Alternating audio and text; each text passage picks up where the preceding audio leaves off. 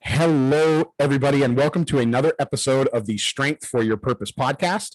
I'm your host, Dr. Phil Finemore, owner of WorkFitME Mobile Physical Therapy.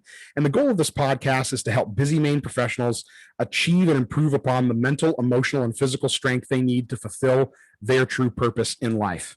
I have a passion for sharing my true purpose with others. I invite you to join me as I discuss holistic health and wellness tips with friends, colleagues, and even heroes and mentors to help you strengthen your true purpose in life. And we are continuing on here this week with another awesome interview. Really excited to bring you this person. I've been admiring this person and their work and how unique and powerful it is all at the same time for quite a while.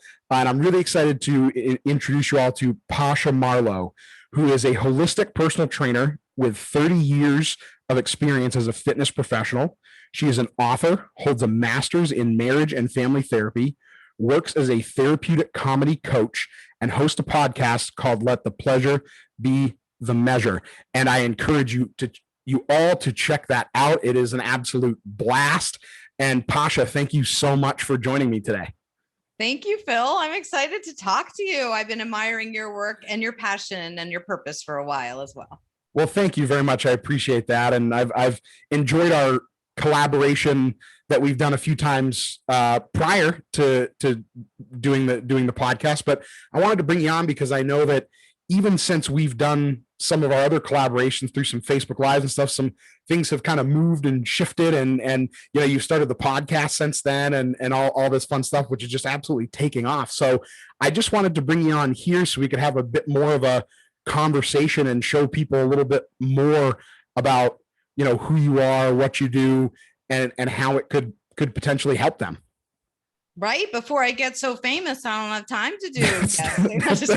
That's right. Before I can't afford you on the podcast. I'm still really cheap. Well, that's awesome. So yeah, tell us a little bit more. We can start with your podcast if you want. Tell us a little bit more about your podcast, and then kind of jump into how some things have kind of moved and shifted for you here over the last, I think it's been 3-ish months since we last did a little collaboration on Facebook.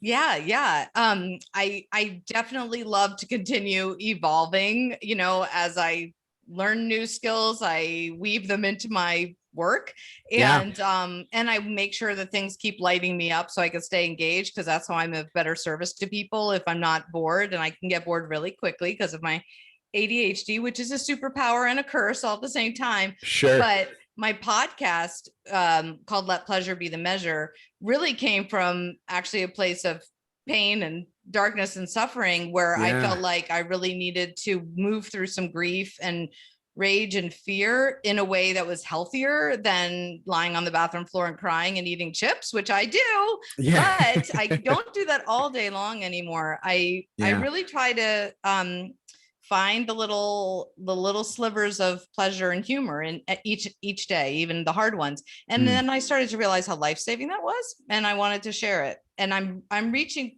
people who are hurting, who have struggles and challenges, and feel not only overwhelmed, but sometimes dead inside. Wow. And they want to light themselves back up. And so just offering easy, simple practices and inspirations to hopefully do that. And service is behind it all. You talk about purpose all the time. And I mean, it almost feels like my purpose is always to serve and heal. And whether that's through my podcast or through my marriage and family therapy or through holistic personal training or through comedy, it's all to me, even though it doesn't sound like it makes sense to somebody else, all the weird things at once. To me, it's all under the umbrella of healing. Yeah. And just different modalities of it. Yeah. Well, and it maybe to the outsider who goes, well, geez, these seem like really niche markets or very niche down practices that you could create a whole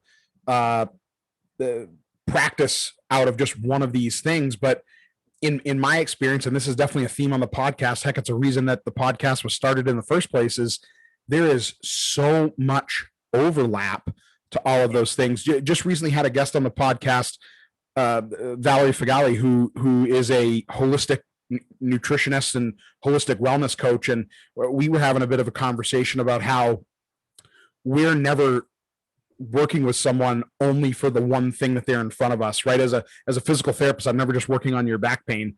If you're working with someone as a holistic personal trainer, you're not just working on their fitness, because all those other areas that you have experience and education and expertise in definitely play a part of that.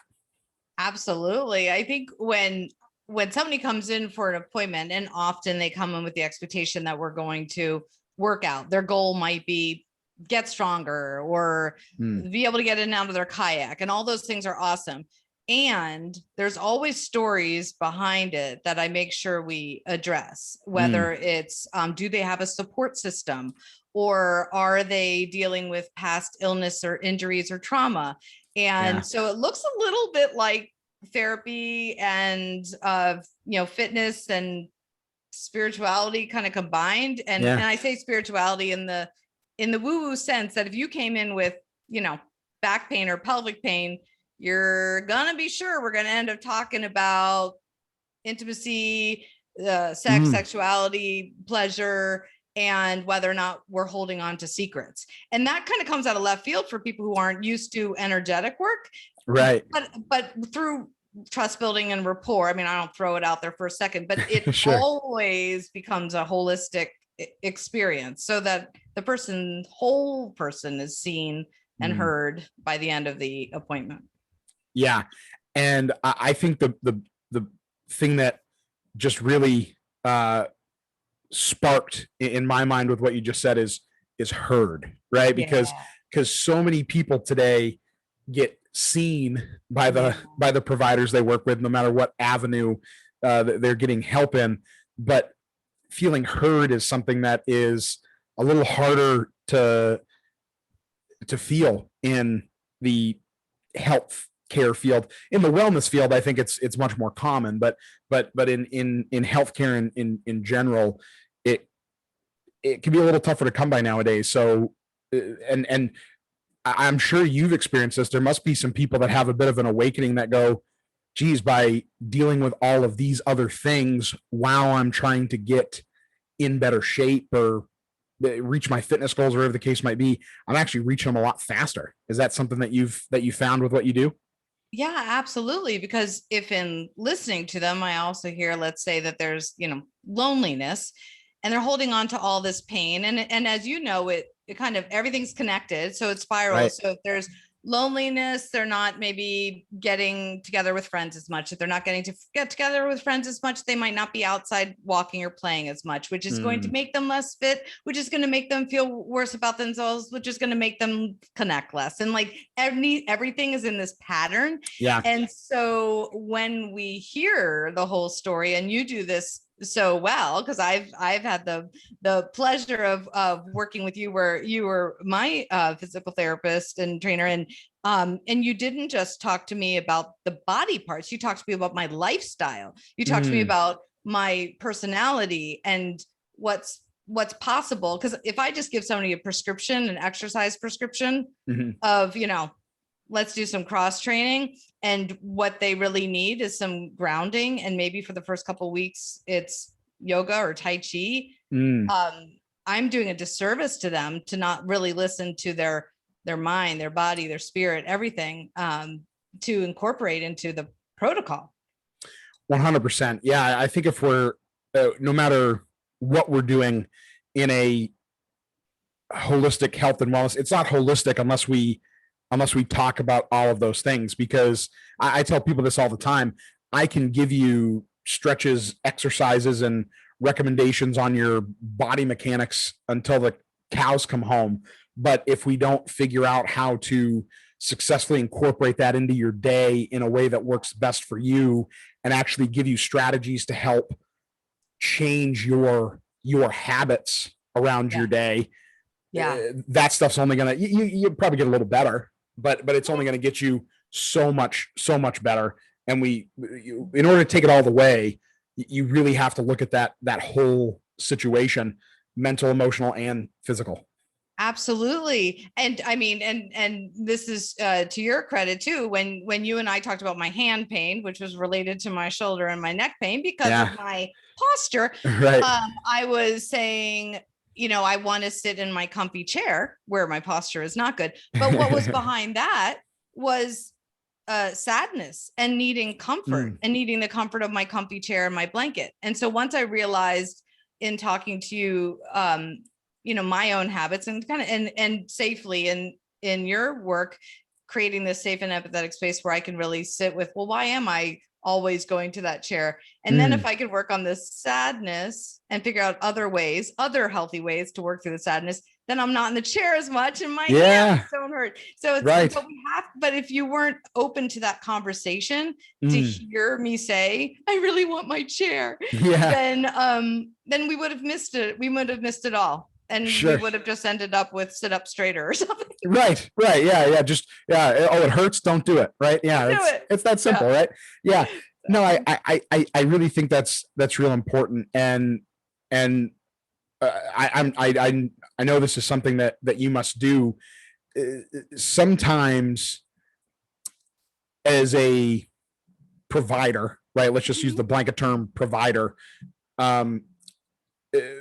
Just kind of helping people get to that realization might be enough. I mean, I didn't necessarily, pull out of you, oh, you're sitting there because you're feeling sad, right? But just by saying, okay, how what are we doing when we're sitting over here? What's the process of the day look like? But tell me a little bit more about and just try to help people think through, oh yeah, well that's and kind of prompt them along the way. It's really more facilitating, right? Exactly. Would you say a lot of what you do is more facilitating than anything, than actually like treating? Yeah, I completely believe that we all have the ability to heal ourselves, and we all have an inner knowing that gets, crowded out by expectations and judgments and culture and everything else. Sure.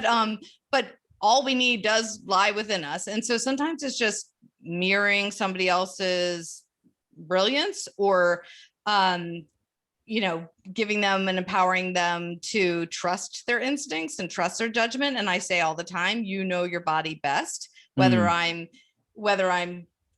practicing and teaching yoga or I'm teaching comedy. We really have to keep touching base with our own self and what we feel safe in and honoring it. And then, only working within the constructs of what we feel is right for us, no matter what kind of, teacher or influencer is suggesting something. Does it feel good in your gut? Like, does that feel like something that resonates with you?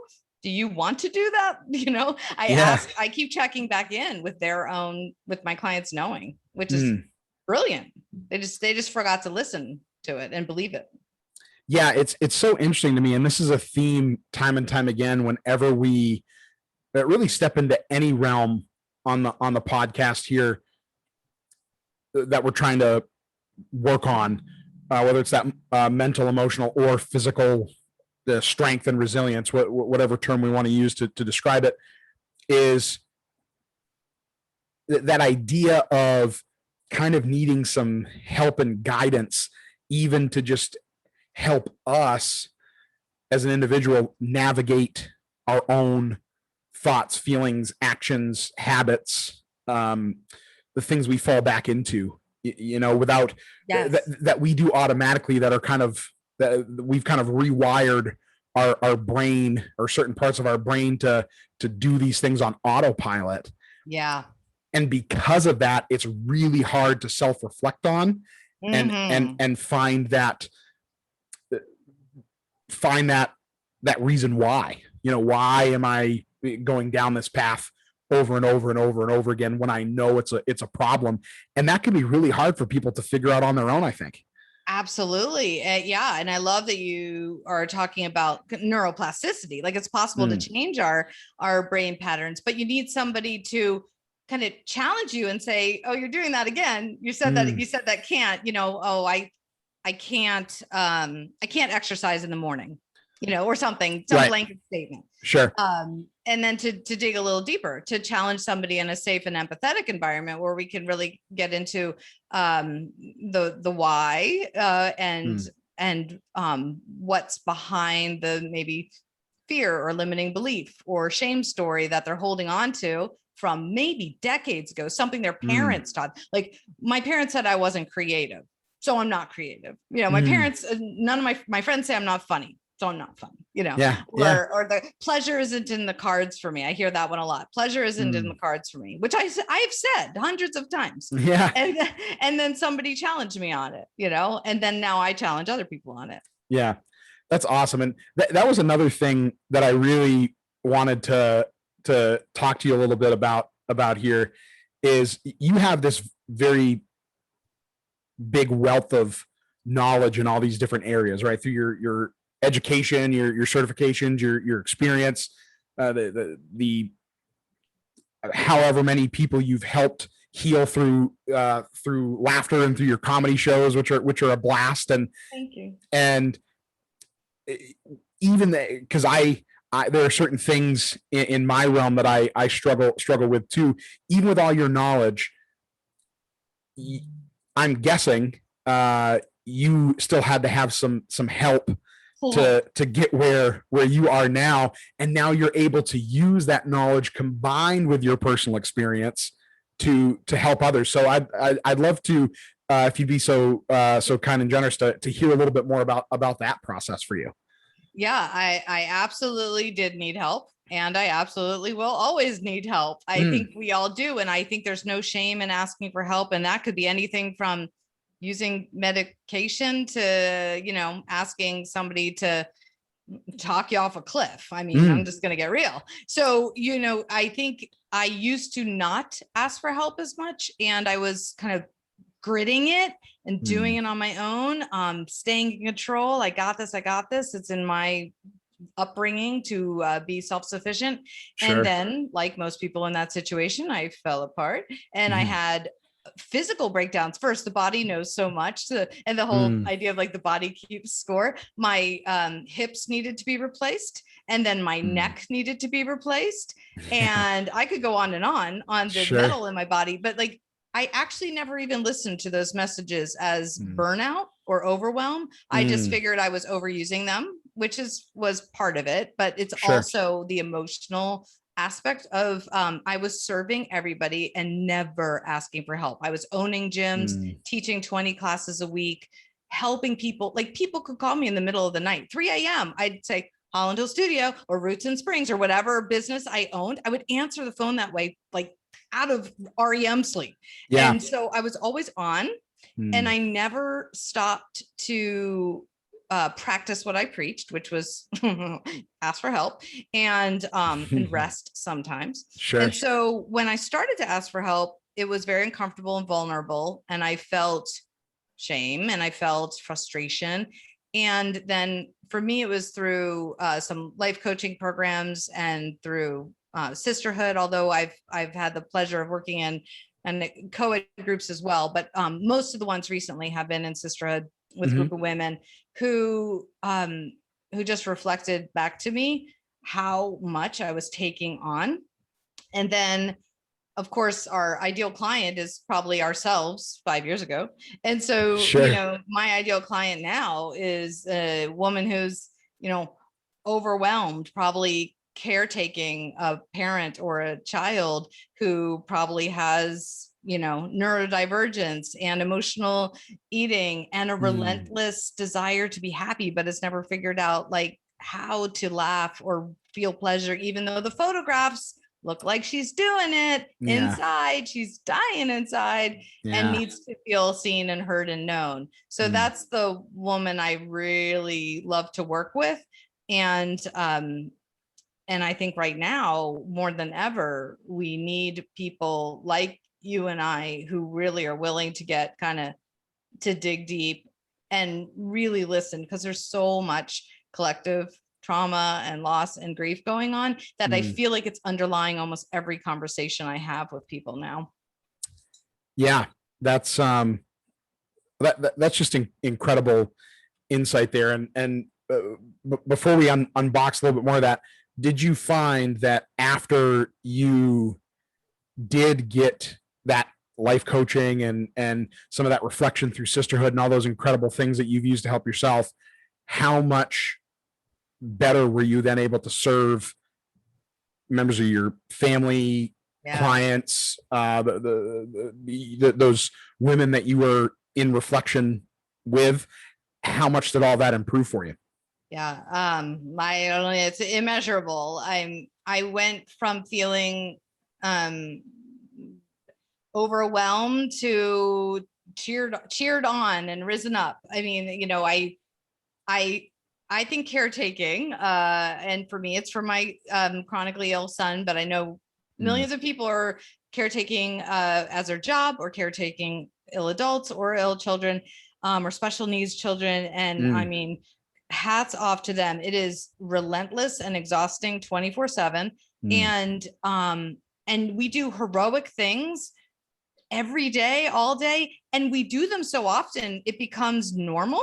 Like, it's normal to have 3 doctor's appointments and medical treatments and thousands of dollars of medication every day. It's just normal, these things. And so I sometimes forget, and needed the reflection from the sisterhood and my coaches to say, like, you're a baby. I don't know if I could swear. You're a badass. I'll minimize myself. Yeah, that's fine. You're a badass. I'm like, what? They're like, no, you're like a superhero. You're doing all this and also helping clients, and you're not like just eating chips all day. And I'm like, I really want to, but I'm really not. You're right. And so then it helped me. It gave me strength and confidence. If people are walking around saying you're a goddess, you're a rock star, you're a superhero, you're a, strong, fierce mama bear. I'm like, I needed it, and I ate it up, and I believed it, and they were right. And it was true. And I had to accept that, and I had to claim it. I'd be like, I'm a badass, and now I can help you. Right. Yeah. No, I think that's important. And I, speaking from personal experience, I'm noticing that more now. I've been running my own practice for just about a year now, and realizing that I am much better off helping the people that I am so passionate about helping, if I'm able to make the time to take care of myself mentally and physically as well. Even if every day it's not at the level I really ideally would like to be at least spending some time on those things that are important to me, and setting aside the work, which I don't like to call it work, because I do love it so much, and I enjoy some of the challenges, as stressful as they might be. But I knew that was going to be your answer to that, but I wanted people to hear that, because I think it's really important that it is admirable, incredibly admirable, to be selfless in what we do. And so many people that struggle with these types of things, just like yourself, are so incredibly selfless in all aspects of their life anyways. They're caring for people at home, but they're also serving people at their job too, whether it be in healthcare or whatever the case might be. So they're responsible for the livelihood, well-being, whatever, of Lord knows how many people. Right. And if we can't stop and take good care of ourselves in those 3 realms that we're kind of talking about here, that mental, emotional, and physical realms, even just a little bit, even just investing a little bit into ourselves, we're going to be so much better off for those that need us. Yes. But it can be really hard to wrap our minds around that sometimes, let alone to help. It is. Especially if our culture tells us, how to do self-care is anything from whatever, massage to vacations in Bali. But I talk to nurses who are, of course, constantly caregiving, and they're probably at the bottom of the to-do list on people to care for. And when I talk to them, we talk through humor, which is one of the reasons why I think humor works so well. And we talk about things as simple as, like, are you using good toilet paper for yourself? Are you like, really? Are you drinking your coffee, which you're going to drink anyhow? Right. Plenty of it, from a mug that you enjoy. It's not like we have to go get a spa day or spend money. We're actually just trying to sneak self-care and pleasure and humor into our already, busy, abundant days. So that, when you're with a client, whether you're a nurse or a personal trainer or a physical therapist, when you're with a client, like, how can you make this more fun and pleasurable? And how can you teach them to bring a little bit more joy and purpose into their life? Even if it's through pain, there's actually some pleasure and comedy around pain and grief and loss, I've learned. And hospice workers do this better than anybody because they know it's life-saving. So I find that sometimes we just don't acknowledge with intention, I guess, the opportunities to access wellness or pleasure or humor, fill in the blank on all the good things, because we get so stuck in our day-to-day grind and routines that we, like you were saying with the pattern and like a kind of a hamster wheel thing, we keep going with what we know, and what we know is what we do. And somewhere in there, you have to stop the pattern. You have to do something different. And I do this in my marriage and family therapy or couples and counseling work. You will continue to have the same relationship with the people you're having a relationship with if you keep doing the things and responding the way you always respond. So it's always this fascinating aha moment when I'm like, what if when he doesn't load the dishwasher all the way, you don't take it personally, just like try it one day, just one time. Yeah. And then do something different than you normally do. And then notice how that changes the whole pattern. And you could sneak in any scenario, but I think interrupting those patterns is key. And sometimes, depending on how deeply rooted the pattern is, but sometimes all it really does take is interrupting one thing. Exactly. Just one thing. And it could be what you might think is the most insignificant, minuscule thing. But by disrupting that one thing, it can really snowball and spill over into other areas of your life for sure.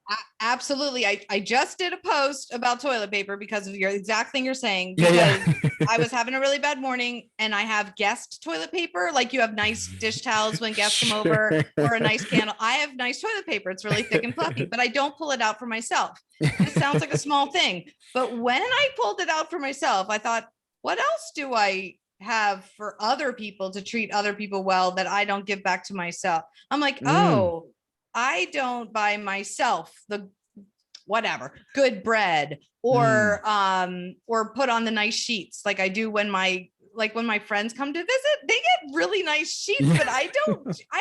So I thought, I just started thinking about all the things that I would do for others if they came to my house. Yeah. And then I started to realize I need to do that for myself. It's like having a love affair with yourself. Right. And I say that's good. Yeah. And actually, as you were saying that, maybe some of that doing those nice things for others is almost like putting on the facade that it's like this at my house all the time. And it maybe makes you feel good in the moment, but the anxiety riddled cleaning and toilet paper restocking and bed making frenzy that happens 10 minutes before the guests arrive would tell a completely different story. And that maybe if your home was like that all the time and you treated your own self and your future self with the respect that you treat your friends with, things might be a lot different for you on a day-to-day basis. Absolutely. Yeah, you do that too, huh? Yeah. Yes. And I grew up in a household with it too. It was, everything has to be perfect, Right. And there's no way my house will be all perfect, nor will my exercise routine. If we bring it back to fitness, I'm actually the least physically fit than I've ever been in my whole adult life, because I wasn't an athlete at all in my childhood. When I became an adult, I said, I should become an athlete because I don't know, culture tells me I should. Sure. And society said that's the right thing to do. So I tried it and I liked it. And I went on to compete in triathlons and do all the things and get all ripped. But I wasn't content, nor happy, nor settled, nor grounded, nor laughing and having fun. And so I have to redefine for myself wellness and fitness. And I do this with each of my clients. Like, well, what does being well or fit mean to you? Like, don't worry about what your neighbor's thinking or doing for sure, or eating. Like, what do you feel is well and healthy? And usually it comes back to things like, well, that I can, play with my kids or my grandkids without pain, or join my kids and grandkids to play when I would be too limited otherwise. And so if that's our why, that's so much more fun and purposeful and meaningful than whatever, lose weight or learn to do Pilates. I don't care how we get there. Right. Let's find out why it matters to you and then work backwards. 100%. Yeah. The why has to be first and foremost, for sure. And then, as you said, the way to achieve that why really has to be personalized in order for it to be sustainable, right? Because I'm sure you've had people come to you saying, well, I really want to do it this way. And then you go, okay. And then you get into it and they're doing it that way. It's like, how's that working? How's that working out for you? Is that working? Or can we do this a different way and maybe get an even better result at the end of the day? That's one of my favorite things when somebody's like, I should just run. I should run. It works for everybody. I should run. I should be a runner. And I'm like, okay, fine, let's try it. And we'll run to my mailbox, which is, like 3 feet away. Yeah. And they're like somewhere in there. They're like, oh, I hate running. Every time I run, my fill in the blank, feet, neck, back, hips hurt. I'm like, I mean, maybe running isn't necessary. Right. There's other ways. And so, and that happens with, food and business, and like, oh, my coach says I should post a Facebook Live every day. That's awesome. Does it light you up? Does it make you feel confident? Does it make you feel connected to yourself and others? Sure. Oh, it gives you a panic attack and then makes you, emotionally eat and shut down for the next week. Let's not do that. Right. Yeah. Answer me this. Has anyone ever seen anybody with a smile on their face running? And if you say yes, I'm going to call you a liar. Okay. No, I'm kidding. When I'm done, I have at the finish line. I'm like, thank goodness that's over. I have no qualms with running. It just, I always chuckle to myself when I see someone running down the road and it looks like they're going through some sort of like medieval torture while they're doing it.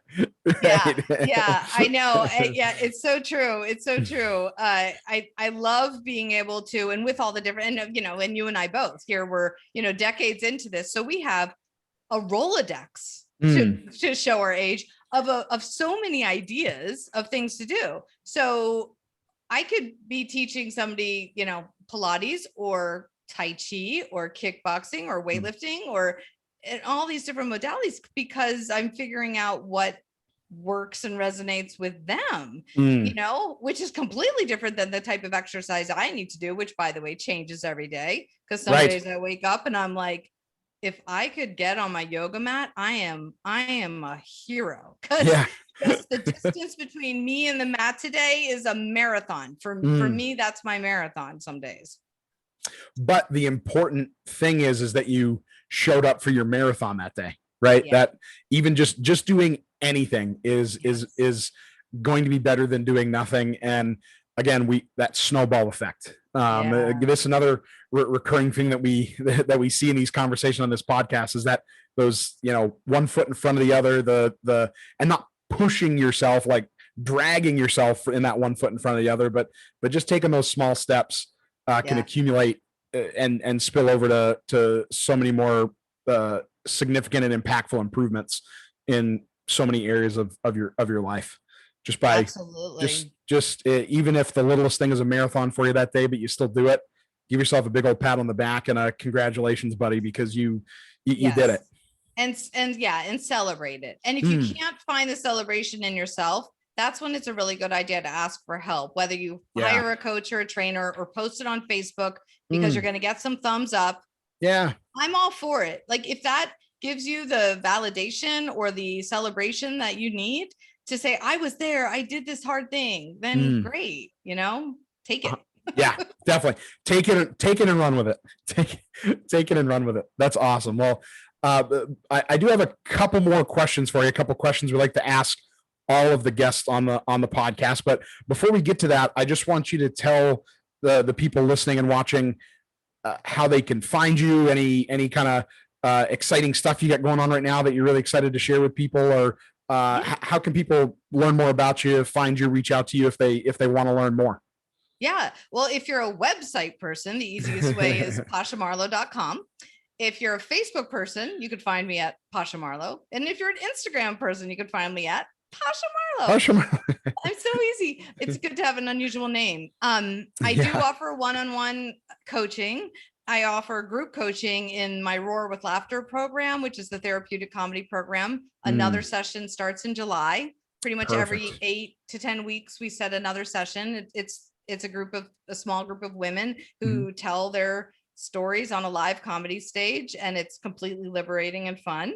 Yeah. And then my podcast, which is Let Pleasure Be the Measure.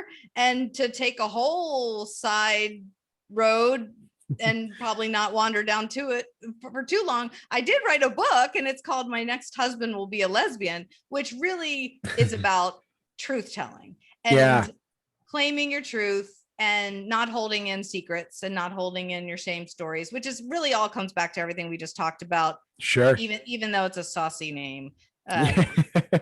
That's awesome. Well, and we'll have all that information in the show notes as well. So everybody, please check that out. Pasha is a great follow on all forms of social media, always some really fun, engaging, but also impactful and thought-provoking content as well. It'll make you chuckle, but it'll also make you think and maybe reflect a little bit as well. So definitely check that out. So before we just kind of wrap things up, I got 2 more questions for you that I like to ask every guest. So number 1 is, what is your definition of strength? Strength. Goodness. I think the perseverance comes to mind. Do you bounce back? Do you keep getting up and bouncing back? And at your own pace, but we keep rising after we fall. Yes, that's great. I love that. And the other one, you've kind of already answered this a little bit earlier on, but we'll dive into it again just to kind of bring this all home. What is your true purpose in life, Pasha? Honestly, I think my true purpose is to relentlessly learn to love myself so that I can better love on my people, including my children, my family, my clients. But I won't be able to do that unless I love myself. That's great. That's very powerful. Yeah, that's powerful, impactful, and something that is definitely not easy to do, and not always part of our human nature, even for some people, but very powerful. So thank you for that. You're welcome. That's Thanks great. For asking. Awesome. Well, can't thank you enough for coming on. I know that people will find some incredible value in this. And for all of you listening and watching, if you found value in this, I'd really appreciate it if you would be a friend and tell a friend about it. Send it to a friend, family member, coworker that you think can be lifted up and empowered by the conversation that we had here today, because that's what we're all about here, is just trying to give you all some of that inspiration you need to maybe take those next steps in loving yourself a little bit more, and taking care of yourself in a way that's best for you. So if you're watching on YouTube, please like the video, subscribe, hit that notification bell. If you're watching on or listening on Apple Podcasts or another podcast platform, always appreciate a 5-star rate and review if you enjoyed the content. It just helps us get more of this out to more people who can benefit from it. So Pasha, thank you again. And thank you all for listening. It's been another episode of the Strength for Your Purpose podcast. We'll see you next time.